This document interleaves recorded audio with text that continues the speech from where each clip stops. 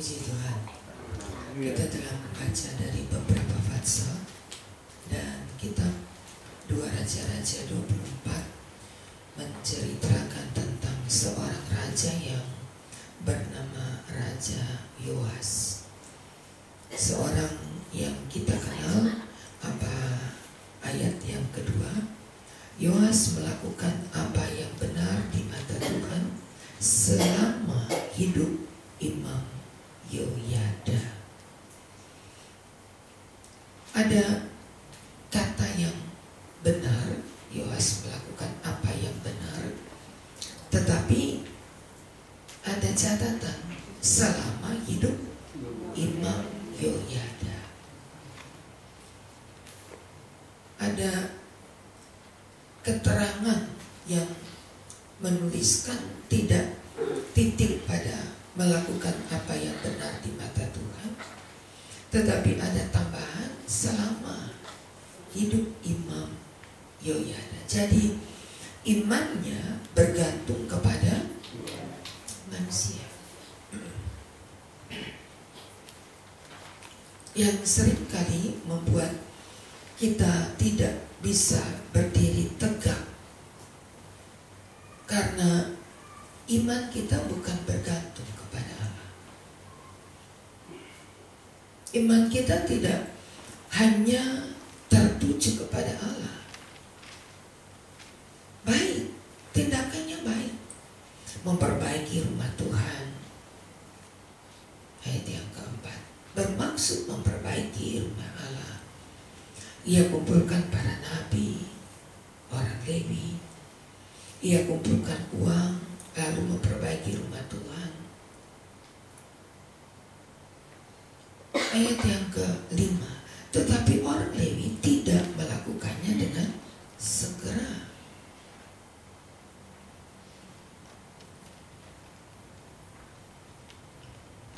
Karena rajanya juga tidak melakukan dengan tulus. Mereka tidak mengikuti Allah dengan tulus, hanya karena manusia.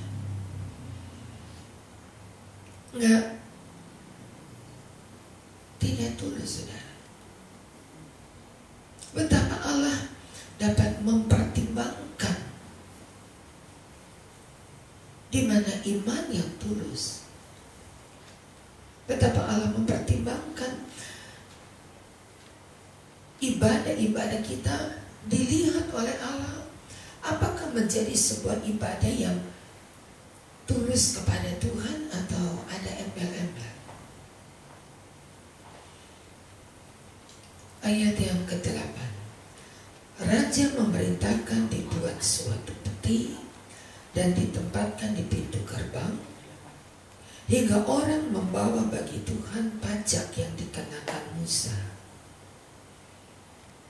Setiap kali peti itu dibawa untuk diperiksa oleh orang Lewi, ayat 11, apabila mereka melihat ada banyak uang di dalamnya, maka datanglah panitera raja dan kuasa usaha imam, mengeluarkan isi peti itu, mengangkat peti itu, lalu menaruh pula di tempatnya. Demikian setiap kali mereka melakukan.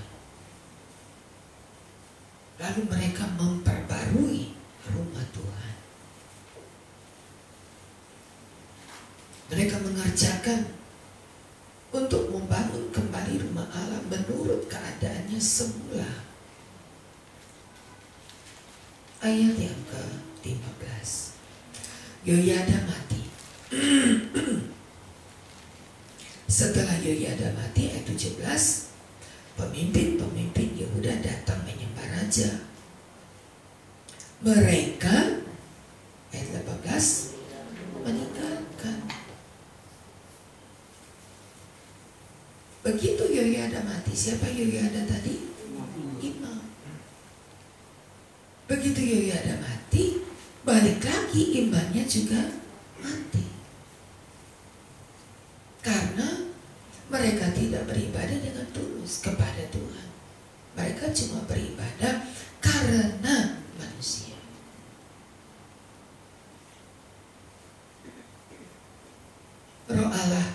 membangsai Sakaria, anak Imam Yoyada. Nah, Yoyada mati, diganti anaknya yaitu Sakaria, memperingatkan, mengapa kamu melanggar perintah Tuhan? Kamu tidak beruntung. Karena kamu meninggalkan Tuhan, kamu akan ditinggalkan Tuhan. Tapi ayat 21, mereka mengadakan persepakatan terhadap dia. Atas perintah raja, mereka melontari dia dengan batu di pelataran rumah Tuhan.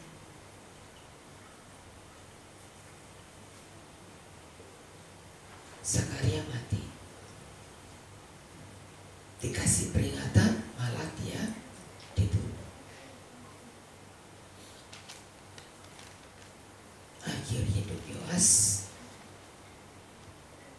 anak-anaknya, ucapan-ucapan ilahi terhadap dia tentang perbaikan rumah Allah ditulis dalam kitab Raja-Raja. Tapi anaknya Amasya menggantikan dia. Siapa Amasya? Ayat 2, ia melakukan apa yang benar di mata Tuhan, hanya sekali lagi tidak dengan bagaimana Bapak begitu anak. Mengerikan. Bagaimana Bapak? Bagaimana keadaan si Bapak? Begitu anaknya. Kembali kita baca, ia melakukan apa yang benar di mata Tuhan, ayat 2, hanya tidak dengan segenap hati. Segera sesudah kuasa kerajaan kokoh di tangannya, dibunuh pegawai-pegawainya yang telah membunuh raja ayahnya. Begitu siklus hidupnya akan menjadi begitu. Kita lihat bagaimana Raja Yoas, begitu anaknya yang disebut dengan nama Amasya. Bagaimana bapaknya tidak dengan segenap hati, hanya karena sungkan, gak enak kepada Imam Yoyada, melakukan firman Tuhan dengan benar dalam kurun waktu selama hidup Yoyada. Anaknya Amasya melakukan apa yang benar, tapi tidak dengan segenap hati. Istilah pepatah Indonesia yang sering diucapkan, guru kencing berdiri. Bagaimana bapaknya? Bagaimana pengajarnya? Bagaimana sikap ayahnya? Dilihat, ditiru.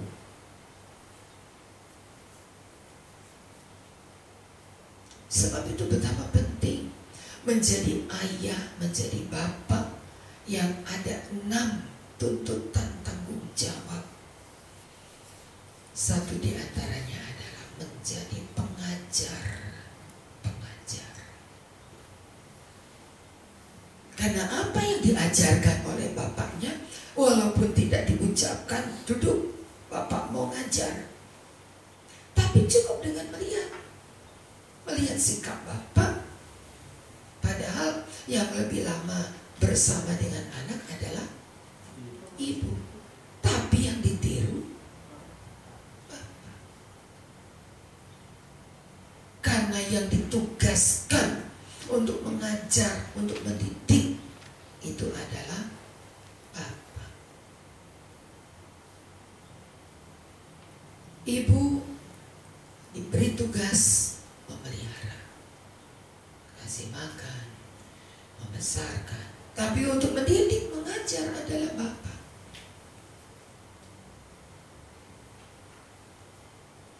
Satu yang kita baca di dalam Alkitab, Timotius.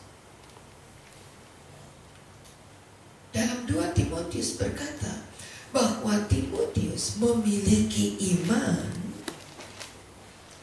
yang ada pada nenekmu Lois, dan ada pada ibumu Oinika, dan ada juga pada. Itu Jadi ibu meninggalkan bagian-bagian penting kepada anak. Satu di antaranya iman. Tapi untuk mendidik dan untuk mengajar itu menjadi tanggung jawab Bapak. Sudah dibagi tugas oleh Allah.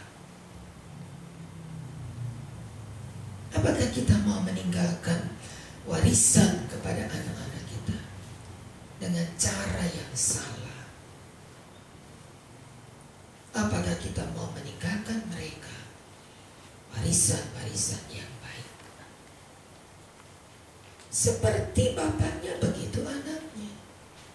Anaknya nanti Amasya akan berbuat yang sama kepada anaknya. Itu terus begitu, menurun. Pak, tadi kan kita sudah baca pasal 25 ya. Ayat yang ke-25.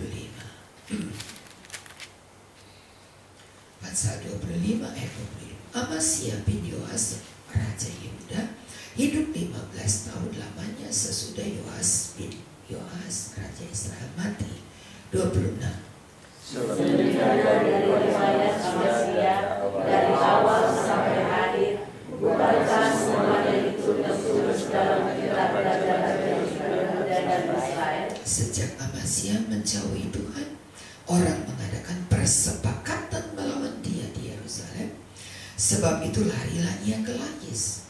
Tapi orang menyuruh mengejar dia dan dibunuh di sana. 28. Ia yang berhubungan muda, lalu dikuburkan di samping nenek moyangnya di kota Daud. Iya. Siapa penggantinya? Ayat 26 besok. Usia. Bagaimana sikapnya anak Amasya ini? Ayat 5, ia mencari Allah selama hidup Zakaria. Balik lagi kan, turun lagi kepada anaknya seperti bapaknya selama hidup Zakaria. Tadi selama hidup Yoyada.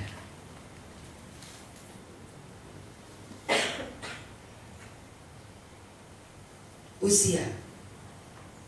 Kita ambil sedikit saja kata untuk usia. Ayat yang ke-16. Setelah Usia menjadi kuat, ia menjadi sombong hingga ia melakukannya hal yang merusak. Ia berubah setia kepada Tuhan Allahnya, memasuki bait Tuhan, membakar ukupan di atas mezbah pembakaran ukupan. Nih anaknya Amasya.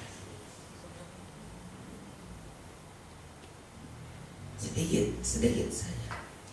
Akhir hidup Usia, ayat 19.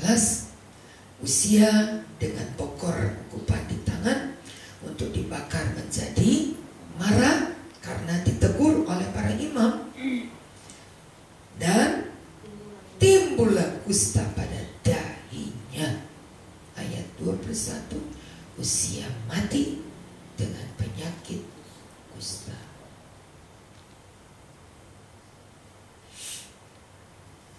Nurunkan. Sebab itu bahaya, saudara. Kita sayang keluarga. Amin. Siapa yang gak sayang anak-anak? Sayang keluarga.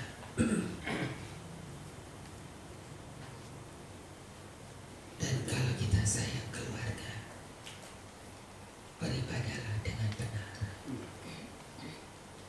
Beribadahlah dengan takut akan Tuhan. Tidak ada kalimat embel-embel. Selama, dengan kata lain, iman kita tidak bergantung kepada manusia manapun, tapi bergantung penuh kepada Allah. Ibu-ibu harus memberikan pemeliharaan kepada keluarga. Tanggung jawab ini bukan sekedar berkata, berarti kan tanggung jawab kan Bapak. kata iklan. Iklannya TV Muslim. Yang bertanggung jawab menjaga ASI itu adalah Bapak, gitu katanya. Saudara coba lihat TV Muslim, itu selalu diputar. Yang harus menjaga ASI seorang ibu adalah Bapak, menurut mereka. Kalau saya pikir benar juga. ASI itu dihasilkan oleh ibu. Tetapi untuk menjaga ASI, tanggung jawab Bapak.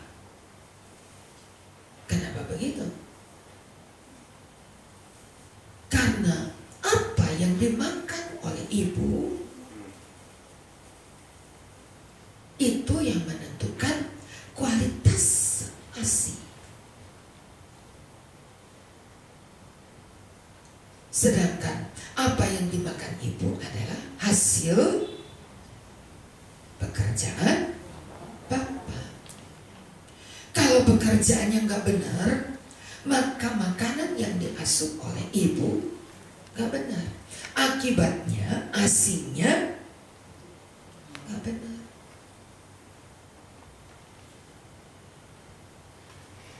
Sedangkan ASI merupakan kebutuhan bayi 100%.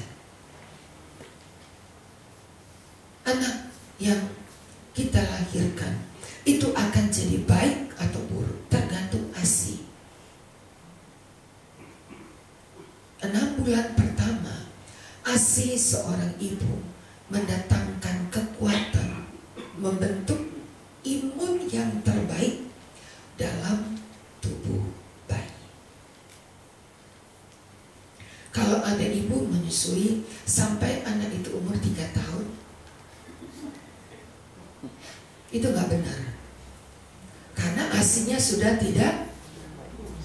nggak sehat. ASI yang terbaik adalah 6 bulan pertama bagi seorang bayi. Itu nggak boleh dicampur dengan laktogen, dengan apa lagi, apa saja lah sekarang macam-macam. Itu tidak akan membuat sehat, karena ASI itu adalah produk ibu yang sangat luar biasa, menentukan kesehatan si anak itu untuk sepanjang hidupnya. Luar biasa Tuhan.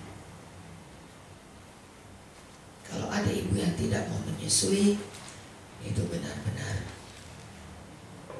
jahat sama anak. Karena imun yang diperoleh si anak 6 bulan pertama dia menyusui anak itu, 6 bulan pertama dia sedang membentuk imun di dalam tubuh anak itu yang menentukan kesehatan anak itu untuk sepanjang hidupnya. Jadi kalau Muslim dia berkata, yang dapat menjaga ASI seorang ibu adalah Bapak. Tergantung dari apa yang dikerjakan oleh si Bapak untuk mendatangkan makanan di rumah. Pekerjaannya nggak benar, makanan yang dibawa ke rumah nggak benar, makanan yang dimakan ibu nggak benar, ASINya pun tidak benar. Akibatnya anak yang disusui juga tidak mempunyai asupan yang benar. Nggak sekedar hanya 6 bulan, tapi seumur hidupnya dia tidak mempunyai imun. Imun itu dibentuk oleh pribadi si anak setelah dia mendapat ASI dari ibu. Ya kalau ini tidak benar, dari mana? Dari bapaknya. Tuh bapaknya lagi. Silakan bapak-bapak sakit hati. Tapi ini benar saudara. Saya cuma ngomong benar ini. Bawa pulang hasil yang diberkati. bersihkan mata pencarian kita. Jangan sekedar kita hanya membuat yang penting di rumah senang lah, ada duit. Di rumah kan lihat duit hijau. Tidak. Kita harus tahu uang yang kita bawa ke rumah itu adalah uang yang bersih, uang yang halal, uang yang diberkati Allah. Tidak menjadi uang campuran. Dari hasil mana, yang penting kita bawa pulang duit. Tidak. Menentukan. Dari upah, dari hasil, dari pencarian yang kotor, kita membawa makanan kotor di meja makan rumah kita. Dan itu bahaya. Tapi kalau kita tahu bagaimana kita membawa hasil yang benar, yang bersih, yang halal, maka rumah tangga kita akan diberkati Allah. Jangan hanya ingin membawa hasil banyak. Kepada ibu-ibu saya ingatkan, jangan tertawa ketika lihat tebal envelope yang dibawa suami. Gak pakai tanya A, B, C, langsung blak masuk di kantong. Tidak menghakimi, tetapi sekedar bertanya harus. Puji Tuhan Pak, kok tebal Pak? Siapa yang baik hati kasih sama kita? Tidak menjadi seorang hakim bagi suami. Ngomong, dari mana duit ini? Benar gak ini? Ingat loh, kita rusak semua, sakit perut semua kita ini. Itu menghakimi. Tapi kalau bahasa kalimat ibu baik, bahasa kalimat ibu nggak duit, gitu ya. Aduh, siapa Pak yang sudah berbaik hati, yang udah kasih kita?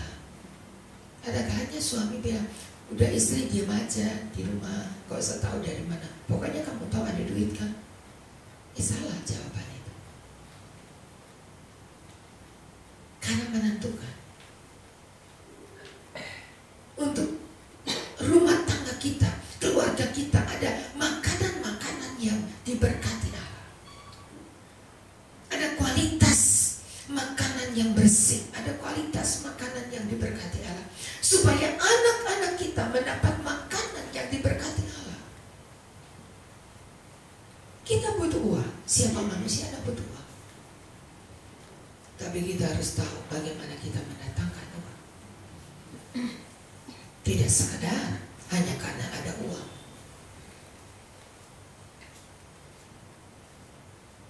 Selalu saya katakan, uang di pastori itu halal.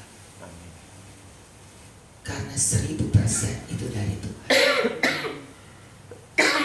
Saya nggak punya pencarian, saya nggak punya usaha sampingan, tapi itu murni adalah dari Tuhan. Hingga semua makanan yang ada dari pastori itu bersih.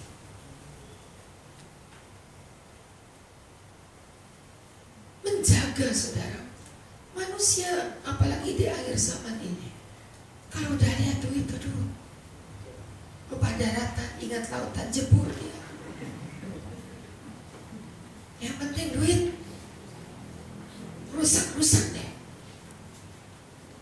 Itu tanggung jawab Bapak? Oh tidak, karena kita mata duitan si ibu-ibu. Kalau nggak ada duit, aduh, momennya dari Pulang-Serai sampai Cibubur, bahkan sampai Cililitan kedengeran. Karena nggak habis-habis, panjang ceritanya dari pagi sampai pagi. Betul, kita semua perlu duit. Tapi ingatkan, sedikit tapi diberkati Tuhan. Amsal tulis itu.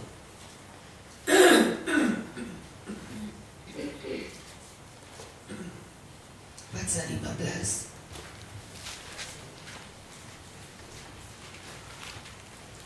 ayat 16.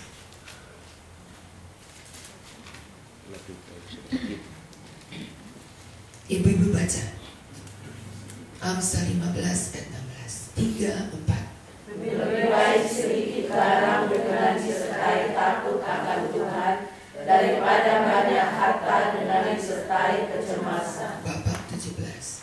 Lebih baik sepiring sayur dengan kasih daripada lembu dengan kebencian. Ya. Mungkin kalimat ini cuma ada di Alkitab. Hidup hari-hari nggak begini.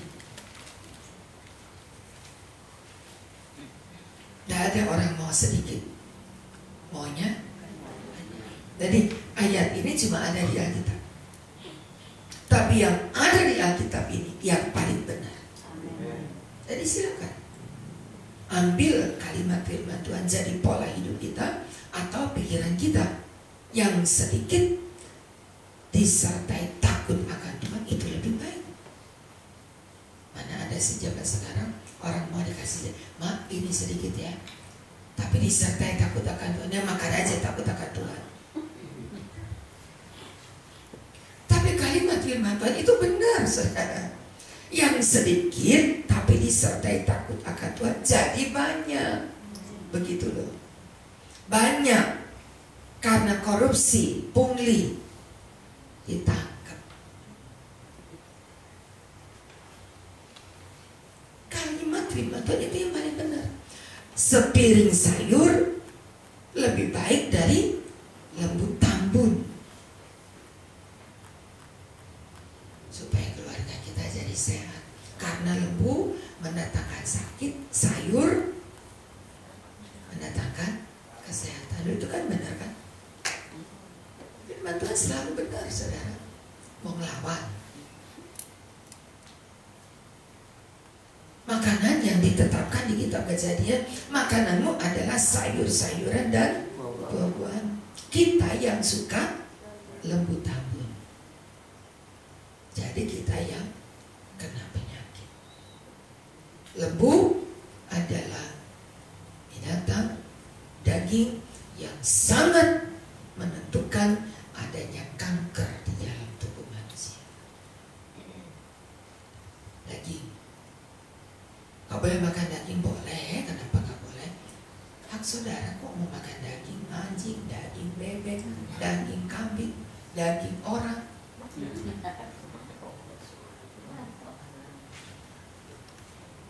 Tapi semua daging itu berpotensi mendatangkan penyakit dalam tubuh kita. Sayur dan buah-buahan, sabu-sabu yang mendatangkan kesehatan. Ini tambah-tambah sana sini. Tapi firman Allah adalah benar. Dan kita lihat bahwa Allah mendatangkan yang baik untuk kita. Belajar Bapak, belajar Ibu, supaya keluarga kita diberkati. Mari kita